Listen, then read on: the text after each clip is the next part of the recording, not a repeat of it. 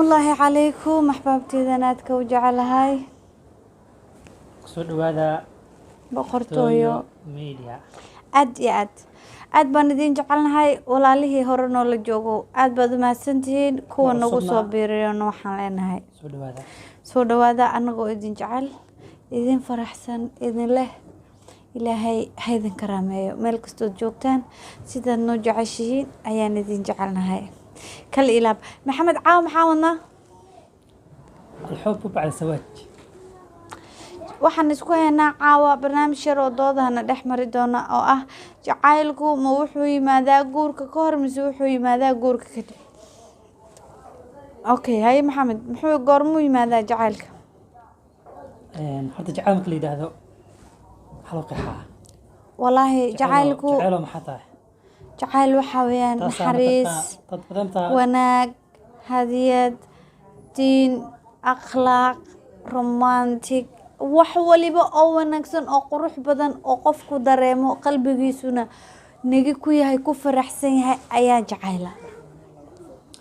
marka waa wax ilaahay isku uumay iskuna baneeyay si toosana u qurux badan noloshooduna isku soo baxayso weeyaan waxaan ka hadlaynaa ayaa waxay tahayba labo aad iyo aad eriyo dhul nininaag ha okay ka aan gudagalna barnaamijkeennii adu maxaad is leedahay jacaylku xilli muu yimaadaa guurka kadib ayuu imaadaa anna waxaan ku leeyahay jacaylku wuxuu yimaadaa guurka kadib guurka ka hor waxa kaloo guurka kadib yimaadana naxariis wanaag ixtiraam xaaskaagiyo dee waqti badan wada nooleedeen odagaagiyood isku yara raagteen dee waxaan ku yiri ixtiraamkii xaqii noloshii ma fahmaysaa wixii diamond ho in la ilaaliyo u baahan ajira ha aad dhex yaala gabadha iyo wiilka marka tusaalooyin fara badan waa jiro haye tusaalooyin aad u fara badan tusaale markii jacaylka aan qof la wadaagayo ama gabadh aan la wadaagayo waxay tahaba mataqaanaa khiyaali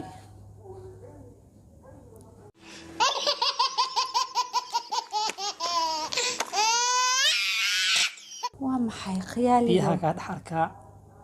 maaha waxa weeyaan horta jacaylkan lagu kala qaadno guurka ka hor ma midkan caruurtan yaryar ee geesaha fiiqfiiqatay aan macnaha lahayn mise midka truga oo qof waliba caqliga iyo diinta u yahay true love never end midka truga oo qof kasta oo caqliga ehel u ah listen brother laftirkiisa kormo imaadaa wayaan true love-ka ana true love-ku wuxuu yimaadaa xilliga aan isfahanay odagayga aan jeclahay waliba intaan kaa salaamayo laftirkiisa kormo imaadaa markii la guursado tusaale ahaan anu shakhsiyadeedu un baan ogaa guursado kadib maya jacaylkeenu wuxuu bilowday guurkeeni ka hor de waxaan ku iri wanagaas isjecel istiilna isjecel waxaan ku iri beerka iyo wadnaha isku ah aad baan ku jecelahay baan leeyahay love you every second every minute every hour every day every year forever waliba marka waa jacayl true ah oo aanan ilaaweynin forever horta jacayl waa uu jiraa marka aan ku dhameeyay marka waxa weeyaan jacaylkani wuxuu dhashay guurkii ka hor laakiin marka lagu leeyahay jacaylkan guurka ka hor dhashaa ma saxba ma la isku raaco waa dadka sida qaldan u isticmaala laakiin jacaylkaagii qalbigaad ka dareemaysay kaarinkii qofkan aad u haysay warwarkii qofkan aad kugu hayay laxawgii qofkan kugu hayay markaad si sax ah u isticmaasho waa true love waliba aad u macaan midda kale su'aal liiraa jacayl inay yihiin waxa dunida ugu quruxda badan ko waxa dunida ugu macaan labo waxa dunida ugu nuurka badan saddex waxa dunida ugu udgoon afar waxa dunida ugu raaxada badan ee lagu gamco qalbigaaga markuu dhex yaal waa jacayl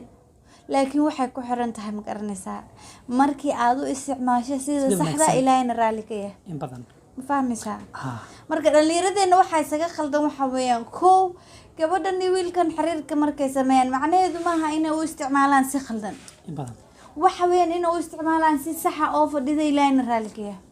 markaas jacaylku waa wax udgoon oo aad u macaan anigu waa dareemayaa soo maaha waliba waad ku labisanaysaa xataa kal iyo laab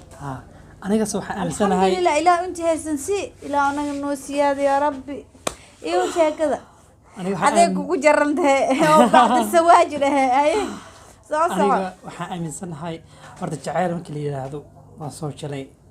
kaliya ma jalne waa lagu la qof jilay kastoo mataqaanaa intuusan guursan ka hor waa u jalaa garte waan soo jalay macaan qaraar intaas arkay marka la leeyahay waa macaan amba waa qaraar kolba waa siduu kuu soo maree waa magaca cudur midka ugu xumee dadku moog yihiin bal maleeya oo maxaa lagu daweeyaa aad iyo aad waan soo arkay kow waa magaca cudur midka ugu xumee dadku moog yahay ma mudayn sidani bal maleeya oo maxaa lagu daweeyaa dhadhankankii murugadan qaba iga muuqatay mooye jacayl waa maxay ومعن أبا وقدر كل بواسد وكوسو مري كل يلا يقرأ هذا ونيجي سك جاب صدق الله سلامة هنجوده والله واقيري كل يلا أنا واحد مثلا كورك كدي سؤال مركل لي هاي وجعلنا بينكم مودة ورحمة مركل لي أفكارك كقدي ها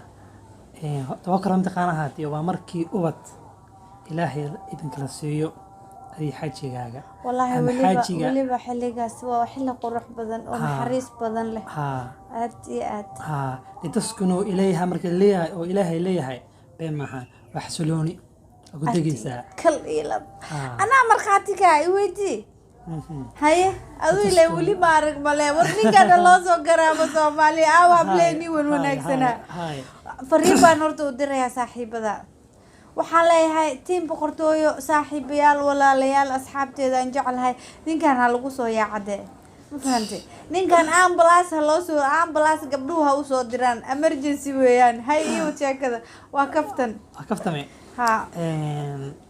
marka لتسكنوا إليها مركو إليها إوليها بين معهن وحسلوني وإنما عالنا ما شاء الله ما شاء الله إن بدن حأخرية 10 فربدن متقانا فيديو فربدن علومو تتقانا والحرية فلسفة أما متقانا تتقانا طريقة جعلك حبدن تقانا كقراء أصو أخرستي أصو داودي مركا وحي متقانا كل شيء يعني متقانا جعلك كدب كورك كدب ها كورك كدب إنه جعلك كل شيء ماشي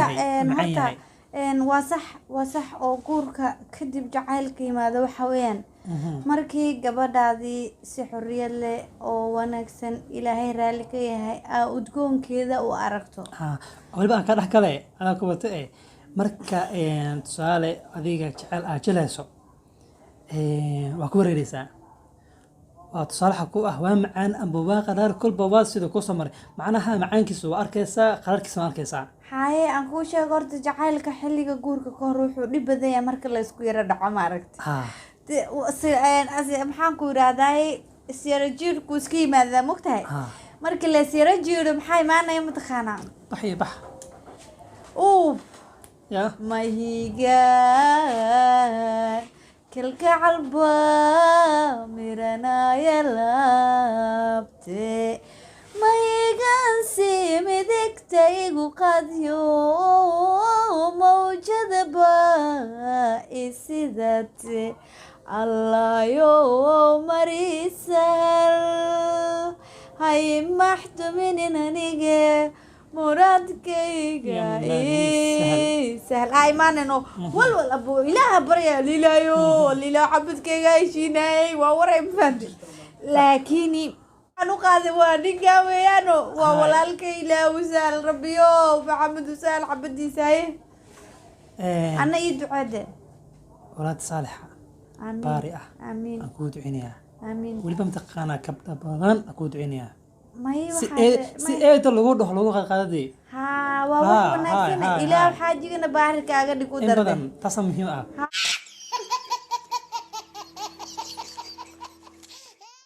muhiimadu waxa weyn awlaada saalixa laba wanaagsan ay ka dhalataan garanaysaa hadda gabdhaha leedahay qaar kamid ah inaad soo yaacabaano diyaar waa kusoo dhaweynaya okay waa kusoo dhaweynaya waxaa jirta 3 shay oo marka la yiraahdo jaceelka saldhig u ah aan dhihi karo aleele muhiim weeyaan mid koowaad markii adiga lagu jecel yahay kibir alla maxaa ka kibir badan waa doqonnimo weeyaan taas markii adigana wax jeceshahay samari dulqaad waxaa la yiraahdaa daniistanimo daniistanimo markii adiga wax jeceshahay samari dulqaad laakiin markaa isjeceshihiin dagaal qarac muran aan kuu sheegay haddaba saddexda qodob ee soo qaadatay waxa weeyaan marka aad wax jeceshahay haddii aad sabar badan tahay aad u daniistaa tahay dee sabab dheh waxa weeyaan marka lagu jecel yahay inaad u sabarto marka aad jeceshahay inaad u sabarto marka adiga lagu jecel yahay hadaad kibirto waxaa tahay qof badraana qof aan wanaagsanayna lagu tilmaami karaa because qof wanaagsan oo dee yaqaana macnaha jacayl iyo bilaadanimo qofkan inuu qalbi leeyahay kula mid yahay hooyo dhashay dee gabdhaha way kula dhasheen soo maaha qof dumarina ay tahay macnaheedu maaha in dee aad kibirtaa ma fahmaysaa marka la jecel yahay xariistu waa muhiim marka la jecel yahay xanaaq maxaa keenay carada waxa keena dee maskaxda falgal sameynaysa labada maskaxood waa laba maskaxood oo ilaahay dee kala abuuray mugta waa kala dabci waa kala dhaqan waa kala aragti waa kala fahan mogtahay marka waxyaalaha lagu midoobi doono ayaa la isku yara qabanayaa dee marka waa qasab in la iska hor yimaado ma fahmaysaa oo waxaa la yidhahnaa fanaanad la yidhaahdo xabiibo xasan tooxo ayaa waxay tiraahdaa adduunyadu waa firash khalqigu wada fuushan yahay